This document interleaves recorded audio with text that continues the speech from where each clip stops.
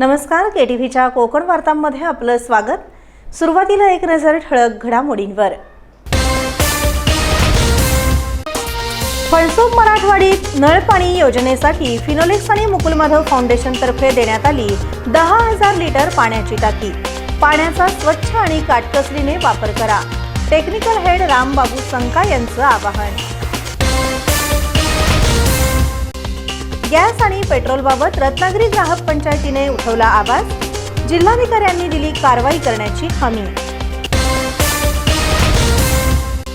आणि रत्नागिरीसह संपूर्ण जिल्ह्यात श्रीरामनवमी उत्सव भक्तिभावाने साजरा, विविध धार्मिक कार्यक्रमांचं आयोजन।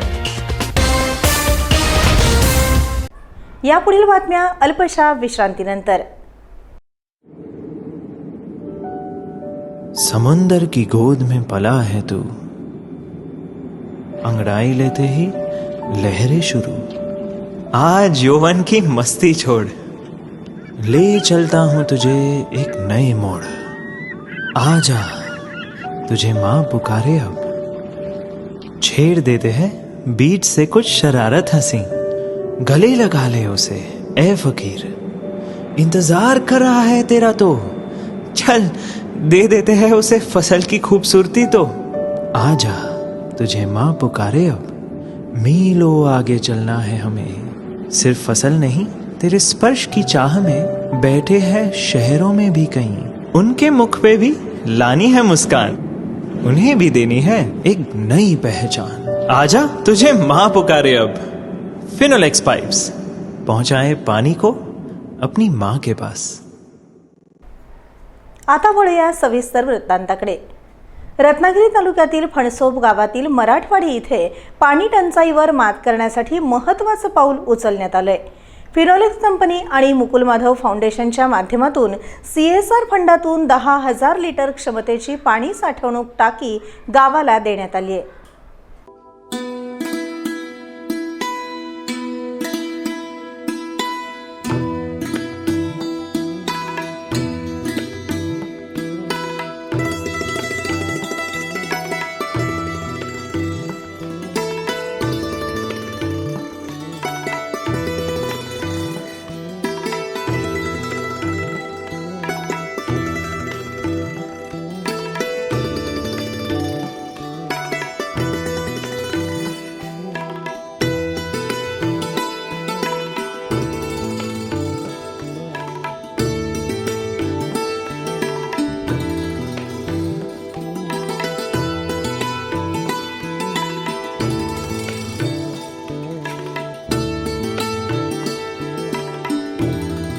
या पाणी टाकीमुळे गावातील नळपाणी योजनेला मोठा दिलासा मिळणार असून ग्रामस्थांची पाण्याची गरज भागवण्यास मदत होणार आहे।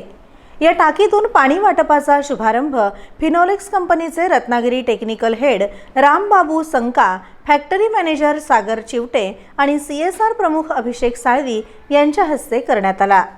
यावेळी सरपंच राधिका साळवी, राकेश साळवी यांच्यासह ग्रामस्थ आणि महिला वर्ग मोठ्या संख्येने उपस्थित होता। फिनोलेक्स कंपनी नेहमीच ग्रामीण भागातील विकासासाठी पुढाकार घेत असते। ग्रामस्थांनी या पाण्याचा योग्य आणि स्वच्छतेने वापर करावा असं आवाहन रामबाबू संका यांनी केलं।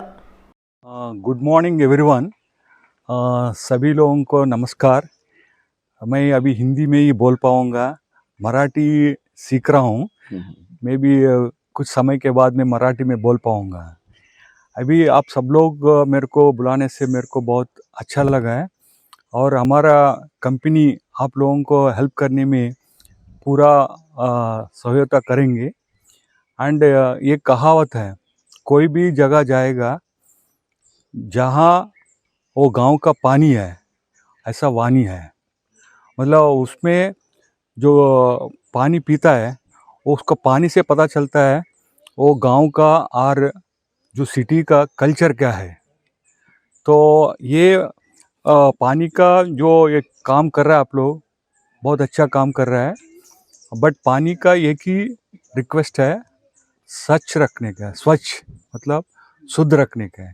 बिकॉज उसी का ऊपर आपका परिवार का, बच्चों का हेल्थ रहने वाला है। तो जहाँ से भी पानी आएगा इसमें साफ रखने का है और चाहिए तो आरओ फिल्टर लगाने का है और अच्छा सा उसको संभाल कर रखने का है। और वही विनती है और आप सब लोगों का विकास भलाई होने के लिए आशा करता हूँ। Thank you. फिनोलेक्स कंपनी आणि मुकुल माधव फाउंडेशनने गावासाठी केलेल्या या मदतीबद्दल ग्रामस्थ राकेश साळवी यांनी आभार व्यक्त केले. फणसोपगाव मराठवाडी नळपाणी योजनेसाठी फिनोलेक्स कंपनी आणि मुकुल माधव फाउंडेशन यांच्या वतीने 10,000 लिटरची टाकी एक गेल्या 2-3 वर्षापूर्वी सुद्धा आम्हाला मिळाली होती आणि एक टाकी आम्ही नंतर कमी पडत होती म्हणून मागितली, तर ती फिनोलेक्स कंपनी आम्हाला उपलब्ध करून दिली. त्याबद्दल फिनोलेक्स कंपनीच्या आणि मुकुल माधव फाउंडेशनच्या वतीने आम्ही मराठवाडी फणसोपच्या वतीने जाहीर आभार मानतो. किती लोकांना फायदा? 48 कुटुंब आहेत. 48 कुटुंबांना ही नळपाणी योजना आहे. सुरुवातीला 1-1.5 किलोमीटरवरून आम्हाला पाणी आणायला लागायचं. त्याच्यानंतर फणसोप गावामध्ये आम्ही 3 बोरवेल मारल्यानंतर आता 10,000 लिटरच्या टाक्या, 20,000 लिटरच्या 2 टाक्या बसवून 48 कुटुंबांना आम्ही पाणी पुरवतोय. पाण्याची व्यवस्था अतिशय चांगली असल्यामुळे लोकांना पाणी शुद्ध आणि पाहिजे तेवढं मिळते. दरम्यान फिनोलेक्स कंपनीने नेहमीच दातृत्वाची भावना जपत असल्याची प्रतिक्रिया ग्रामस्थांनी व्यक्त केली असून अशा उपक्रमांमुळे ग्रामीण भागातील पाणी समस्या दूर होण्यास निश्चितच मदत होणार आहे. मुख्यमंत्री मत्स्य संपदा योजनेअंतर्गत देवरुख नगरपंचायत कार्यक्षेत्रात प्रस्तावित फिश मार्केटसाठी योग्य जागा तातडीनं निश्चित करून प्रशासकीय प्रक्रिया जलद गतीनं पूर्ण करण्याचे निर्देश मत्स्य व्यवसाय आणि बंदरे विकास मंत्री नितेश राणे यांनी संबंधित अधिकाऱ्यांना दिले. तसंच लवकरच भूमिपूजन करून प्रत्यक्ष कामाला सुरुवात करावी असंही त्यांनी स्पष्ट केलं. या संदर्भात मुंबई येथे आयोजित आढावा बैठकीत नगराध्यक्षा मृणाल शेटे, मुख्याधिकारी प्रशांत भोसले यांच्यासह विविध विभागांचे अधिकारी उपस्थित होते. रत्नागिरी जिल्हाधिकारी मनोज जिंदल यांनी दूरदृश्य प्रणालीद्वारे बैठकीत सहभाग घेतला. मंत्री राणे यांनी सांगितलं की फिश मार्केटचे नियोजन करताना स्थानिक नागरिक आणि मच्छी विक्रेत्यांच्या सोयीला प्राधान्य देणं आवश्यक आहे. अनेक ठिकाणी आधुनिक बाजारपेठ उभारूनही विक्रेते पारंपरिक ठिकाणे सोडत नाहीत. त्यामुळे नवीन बाजारासाठी जागा निवडताना नागरिकांची ये-जा आणि व्यवहाराची सवय लक्षात घेणं गरजेचं आहे. तसंच प्रशासनानं जिल्हाधिकारी, तहसीलदार आणि नगरपंचायत स्तरावर समन्वय साधून जागा निश्चित करावी. तसंच अंदाजपत्रक, प्रस्ताव आणि तांत्रिक मान्यता प्रक्रिया तातडीनं पूर्ण करण्याच्या सूचनाही त्यांनी दिल्या. मत्स्य व्यवसाय विभागाकडून आवश्यक सर्व सहकार्य केलं जाईल असंही त्यांनी नमूद केलंय. होय, कोणत्याही आजाराचं मूळ पोटात असतं. म्हणूनच पोटा पाण्यासाठी राबताना पोटाची योग्य काळजी घेतलीच पाहिजे.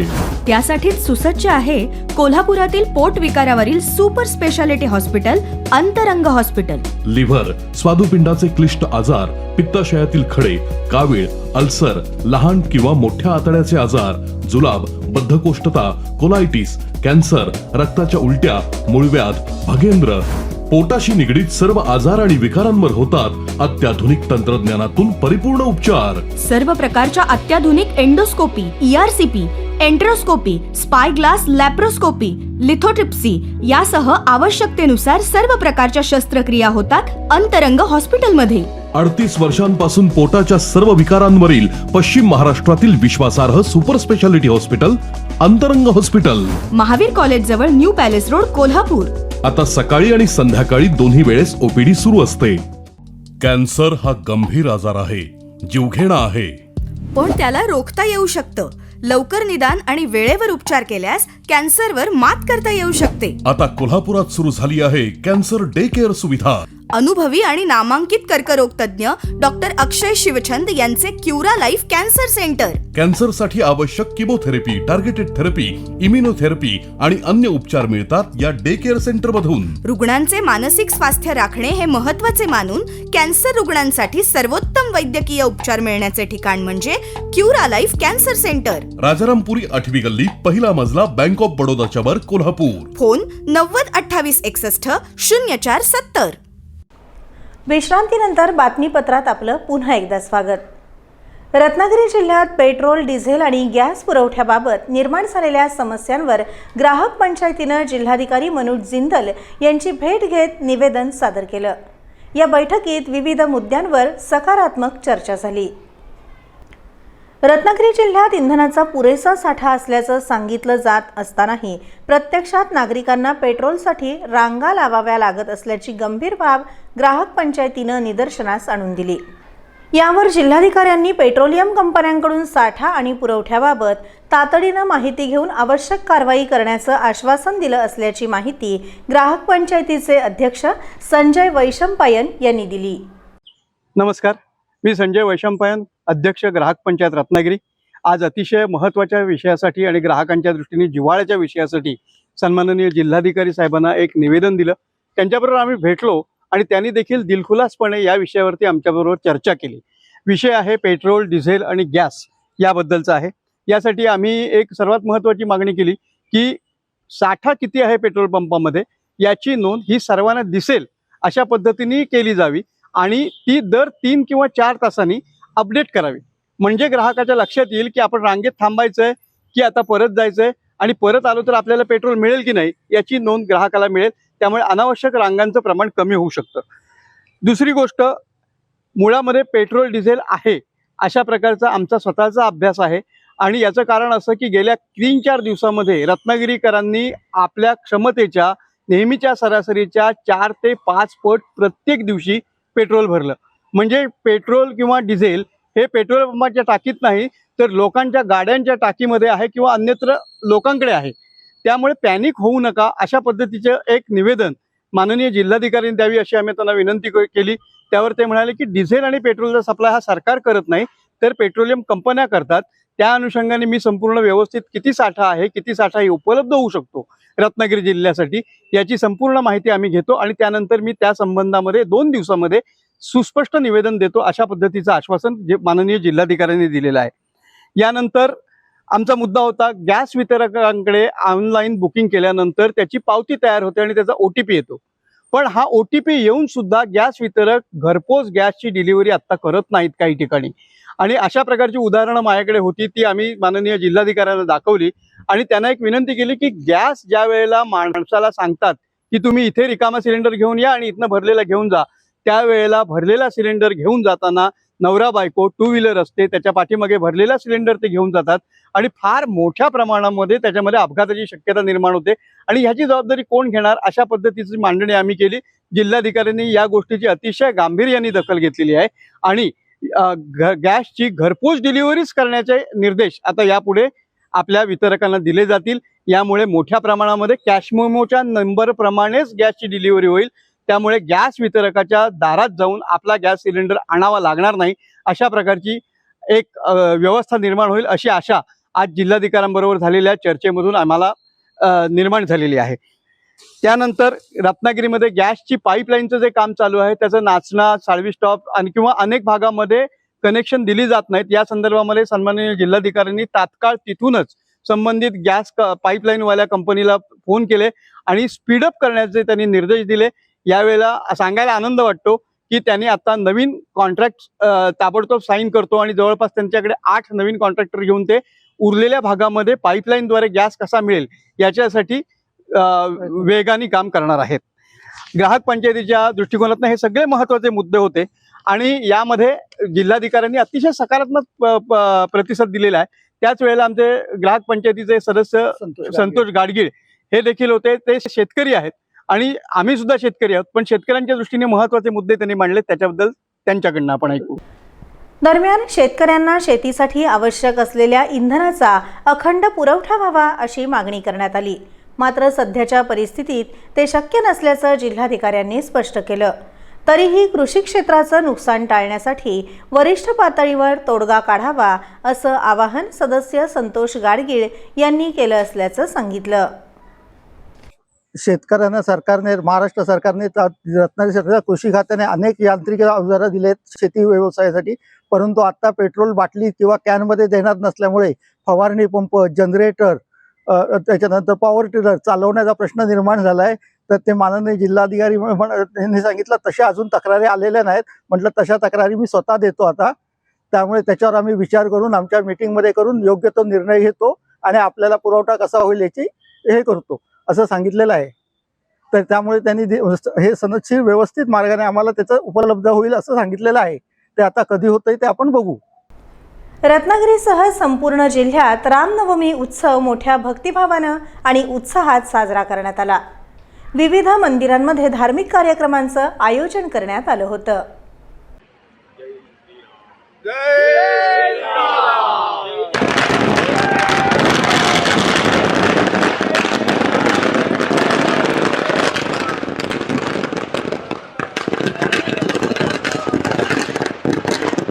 छत्रपती शिवाजी महाराज की जय. जय भवानी. जय शिवाजी. हर हर महादेव. जय श्रीराम. जय श्रीराम. रत्नागिरी जिल्ह्यातील विविध भागांमध्ये श्रीराम जन्मोत्सव मोठ्या उत्साहात साजरा करण्यात आला. मंदिरांमध्ये पूजा, भजन, कीर्तन आणि धार्मिक कार्यक्रमांचं आयोजन करण्यात आलं होतं. यावेळी रामभक्त भाविक मोठ्या संख्येने उपस्थित राहून श्रीरामांच्या चरणी नतमस्तक झाले. रत्नागिरी शहराजवळील कारवांचीवाडी आदर्श वसाहत इथे साई मंदिरात दरवर्षीप्रमाणे रामनवमी उत्सव भक्तिभावानं साजरा करण्यात आला. मंदिर परिसरात दिवसभर धार्मिक वातावरण पाहायला मिळालं.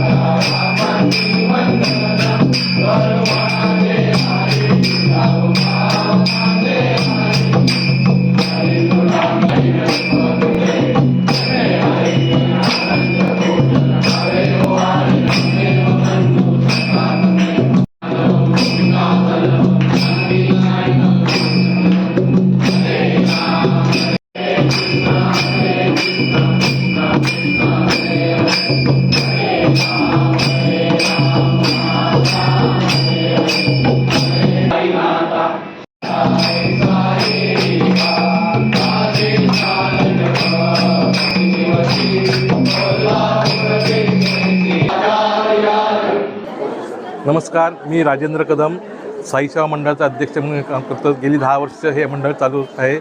2016 साली ह्या मंडळ स्थापना झाली. ते मंदिर बांधलं गेलं. त्यापासून आम्ही राम जन्मोत्सव, मंदिराचा वर्धापन दिन, नंतर गुरुपौर्णिमा उत्सव, तसेच साईबांची पुण्यतिथी ऑक्टोबरमध्ये दसरा उत्सव, तसंच होळीचा उत्सव इथे केलेला जातो. इथे वेगवेगळ्या समाजातील लोक हजर असतात. त्या चांगल्या उत्साहाने हा उत्सव साजरा केला जातो. वर्धापन दिवशी इथे महाप्रसाद येतो. साधारण 1000 ते 1200 लोक महाप्रसादाचा लाभ घेतात. अशा पद्धतीने खेळीमेळीच्या वातावरणात हा उत्सव साजरा होतो. या विविध रात्री मनोरंजन कार्यक्रम ठेवले जातात. तसंच रत्नागिरीतील खेडशी नाका येथील राम मंदिरामध्येही श्रीरामनवमी उत्सव मोठ्या उत्साहात साजरा करण्यात आला. यावेळी सत्यनारायण महापूजेचं आयोजन करण्यात आलं होतं. महिला भजन मंडळांनी सादर केलेल्या सुरेल भजनांनी उपस्थित भाविक मंत्रमुग्ध झाले.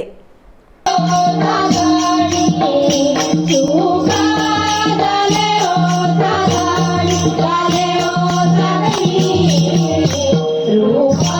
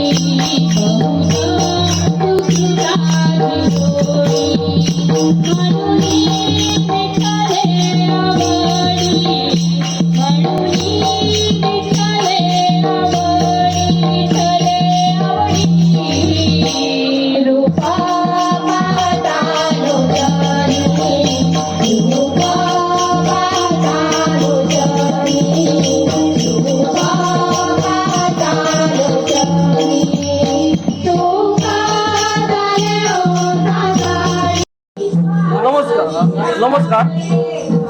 श्रीराम उत्सव मंडळ खेडशी नाका रत्नागिरी आम्ही आज जवळजवळ गेल्या वर्षी जवळजवळ 25 वर्ष हा कार्यक्रम सध्या तरी करत आहोत आणि ह्या कार्यक्रमाचे वैशिष्ट्य म्हणजे आमचा धार्मिक जन्मोत्सव विविध कार्यक्रमाने आयोजित करतो आणि तसे महाप्रसादाचे आयोजन करतो.